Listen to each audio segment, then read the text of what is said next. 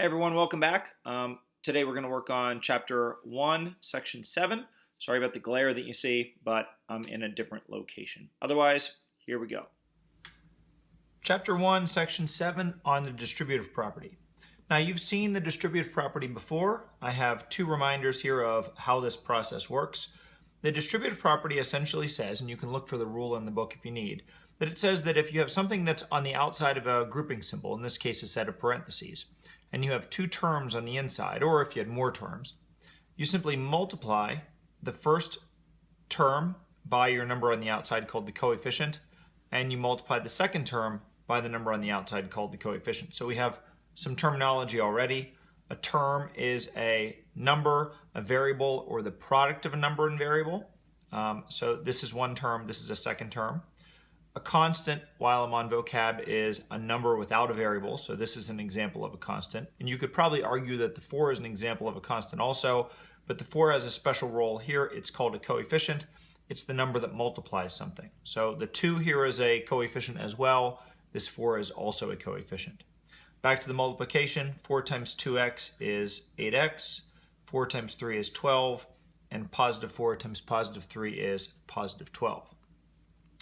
On this, and that's it, I should say.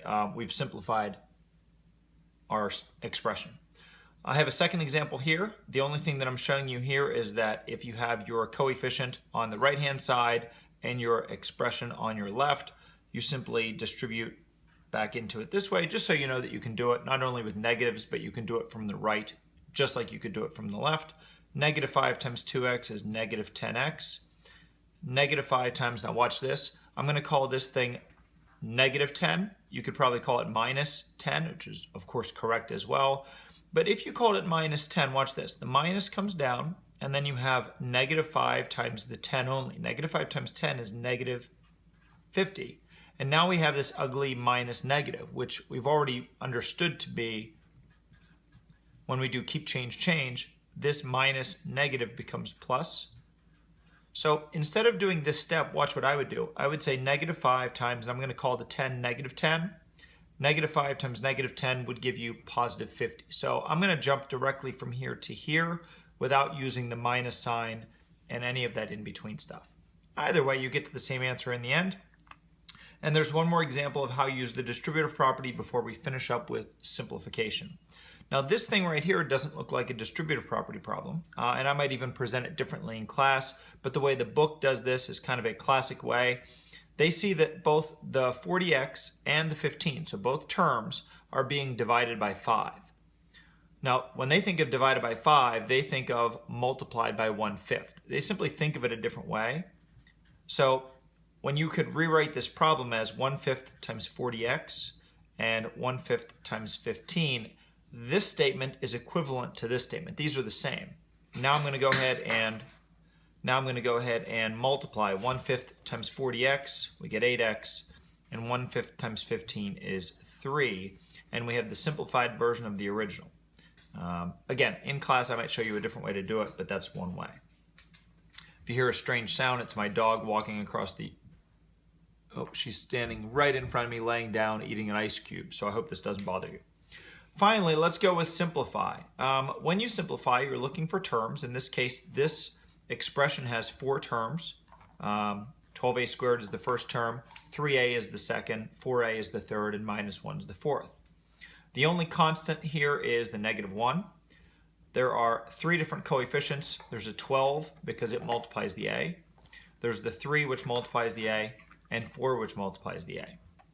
Now when we talk about terms, we sometimes talk about like terms. Like terms are terms that have the same variable or variables. And in this case, this, and this all have a, but only the 2 middle ones have, sorry, now she's really chewing away. Only the middle 2 have a by itself, where this one has a squared. So watch what I'm going to do. I'm going to use the distributive property to combine these together. So the first thing that I notice is that these 2 have a common term. I'm going to go ahead and rewrite that as this. A, 3 plus 4 minus 1. Now what I'm doing is I'm using the distributive property kind of in the reverse. Instead of taking a common term like 4 and multiplying it by both pieces, I'm taking the finished product and removing the common term and writing what remains behind. So my common term was a. I pulled that out. The 3 and 4 are left behind. And then this allows me to actually add them up.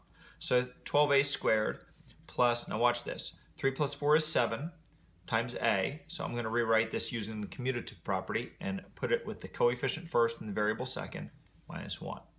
And that is a simplified version of the original statement. Now, if you have questions about this, I would encourage you to ask your teacher or ask me. You can find me, of course, at SV Math Teach, and you can email me if you need to reach me at david.lloyd@svpanthers.org. Otherwise, good luck with the distributive property.